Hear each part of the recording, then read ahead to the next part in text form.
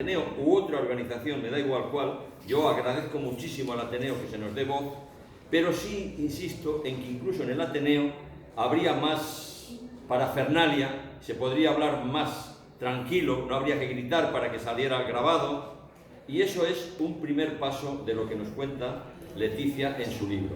El libro de Leticia es increíble, es increíble. Ayer, repito, fuimos, estaba también Leticia, estaba Íñigo y había más personas, a un juicio en Francisco Gervás para ver si conseguíamos que se devolviera una niña a su madre que hace 7 años que no la ve y la niña tiene 8 años. La cosa fue tan fuerte que el señor juez o la señora jueza, que no estoy seguro si es juez o jueza, ni siquiera se había enterado de la petición formal que hacía nuestra amiga, que no quería ni siquiera que se la devolvieran, solo quería que le dejaran hablar por teléfono con su hija.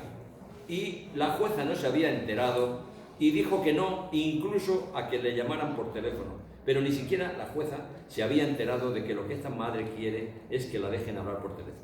Entonces, dicho eso, yo presento un momentito lo que conozco de Leticia. Habla Leticia y luego, cuando vaya quedando tiempo, yo volveré a hablar. Voy a intentar que no sean más de 10 minutos, del problema que, en opinión nuestra y en el de la Asociación Familias del Siglo XXI, es más importante para este país. Y es más importante para este país el mundo de los niños, que se trata en ese libro también. En ese libro se cuentan historias de niños tutelados, de familias que ya fueron tuteladas las madres, que las madres son drogadictas y lógicamente le quitan los niños porque fueron drogadictas. En vez de curar a las madres, lo que hacen es meterles a los niños en el mismo asunto.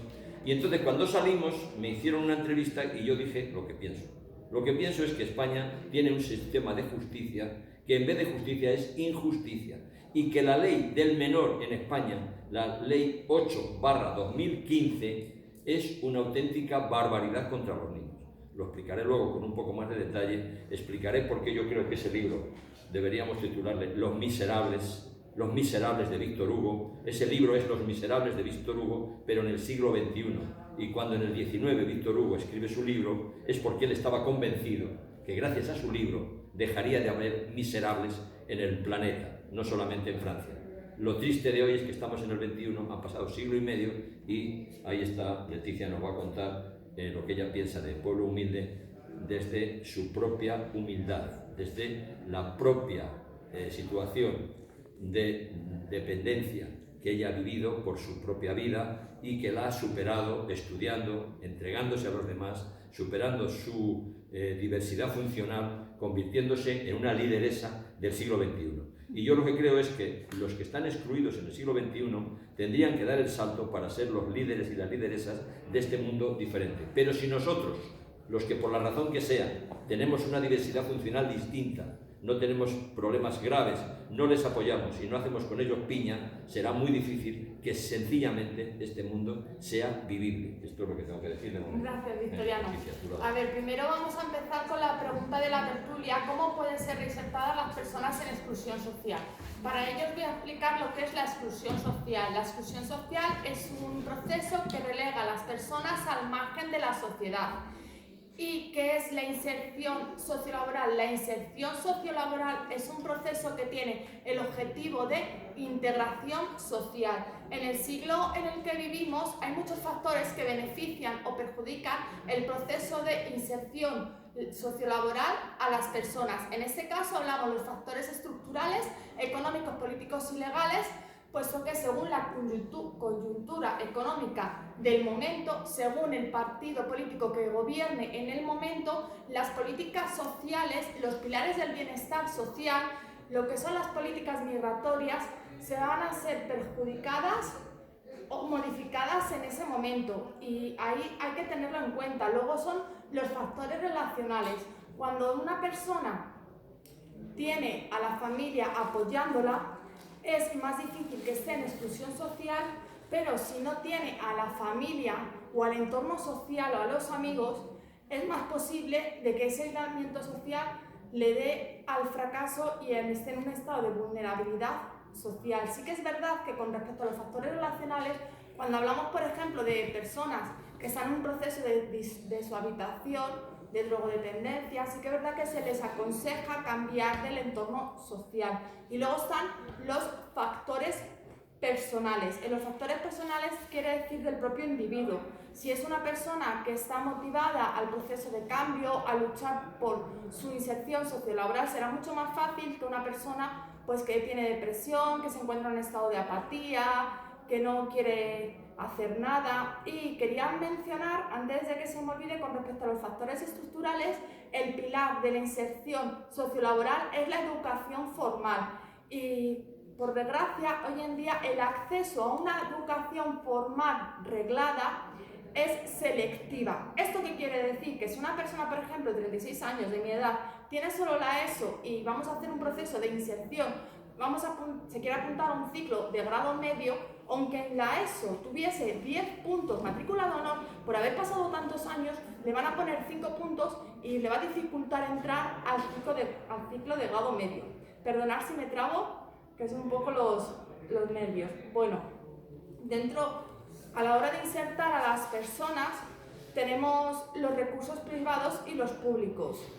Hay una baraja de recursos, los he dividido así. Los públicos son los del Estado o los de la Comunidad de Madrid. Podría mencionar los centros de atención a la drogodependencia, los servicios de la ley de dependencia, aunque vayan muy atrasados, las ayudas económicas del Servicio Público de Empleo Estatal, la renta mínima de inserción, el SAMUR social. Luego tenemos los recursos privados, que son aquellas asociaciones, grupos de personas que se reúnen para luchar por un colectivo concreto o un conjunto de colectivos. La metodología de la intervención varía en función del equipo multidisciplinar, de los recursos que tengan y también del propio individuo, del propio profesional en sí que va a trabajar con ellos. Yo, dentro de los recursos privados, os voy a explicar lo que es la asociación de World, de la que soy fundadora. En ella actualmente somos 8 personas, yo técnico en integración social, una persona que es celadora, otro técnico en informática y accesibilidad.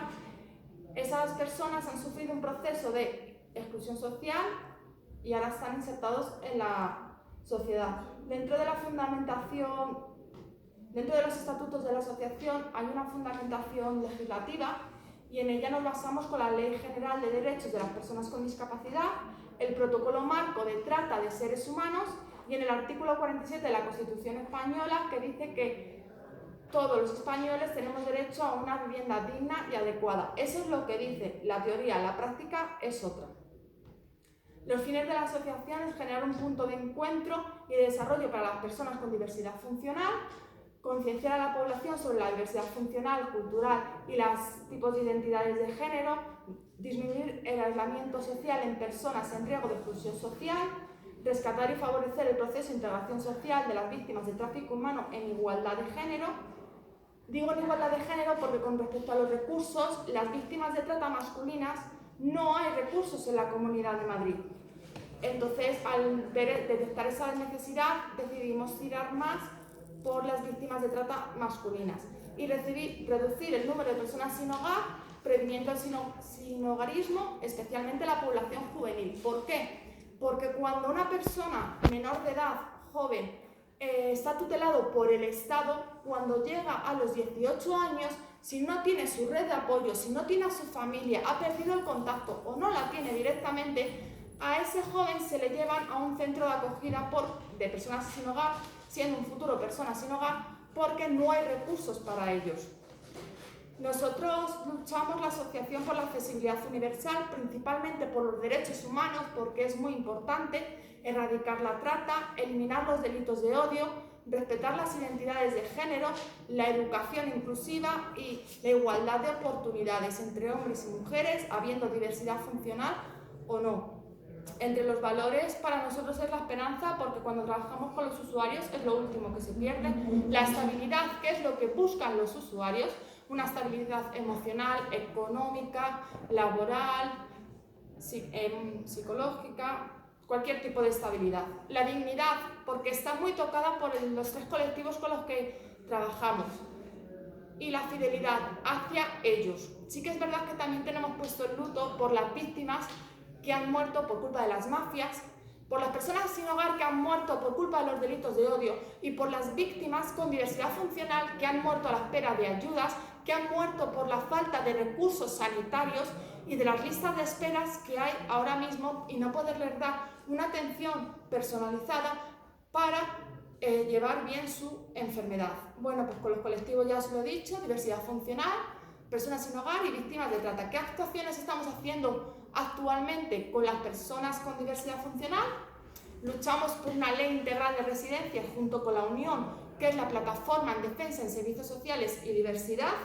En esa ley lo que queremos es una ratio de usuarios y cuidadoras. Es una ley que también queremos protocolos para prevenir el maltrato y también actuaciones contra el maltrato hacia las personas en situación de dependencia. También lo que hacemos es orientación laboral y derivamos a otros recursos o les explicamos las ayudas para empoderar a esas personas. Con respecto a las personas sin hogar, lo que hacemos es una orientación sobre los recursos acorde a sus necesidades, al igual que con diversidad funcional, una orientación laboral y primordialmente nos preocupa el que si a esa persona a la que estamos haciendo una orientación social no tenga un techo donde dormir, antes de dormir en la calle, yo por lo menos cuando hago la intervención llamo al SAMUR social, al 112 y digo que me pasen con el SAMUR social para que esa persona por lo menos pueda estar les proporcionen un techo para dormir, un albergue, un centro donde tengan ellos. Es lo que hacemos nosotros. Acciones contra la trata. Luchamos por una ley integral contra la trata, que ya lo están haciendo otras asociaciones, pero nosotros queríamos hacerlo desde las tres vertientes. El mafioso, proxeneta o madame, por otro lado los clientes y por otro lado lo que es la víctima. Y bueno, nos subvencionamos mediante la cuota de socio, una tienda online, a través de la página web www.asociaciondeigual.org, a través del libro que voy a hablar ahora, Pueblo Humilde, y a través de un canal de YouTube, pero para eso necesitamos 1.000 suscriptores, 4.000 horas de horas, y eso es a largo plazo. Bueno, ahora os voy a explicar el libro Pueblo Humilde. Mirad, es un libro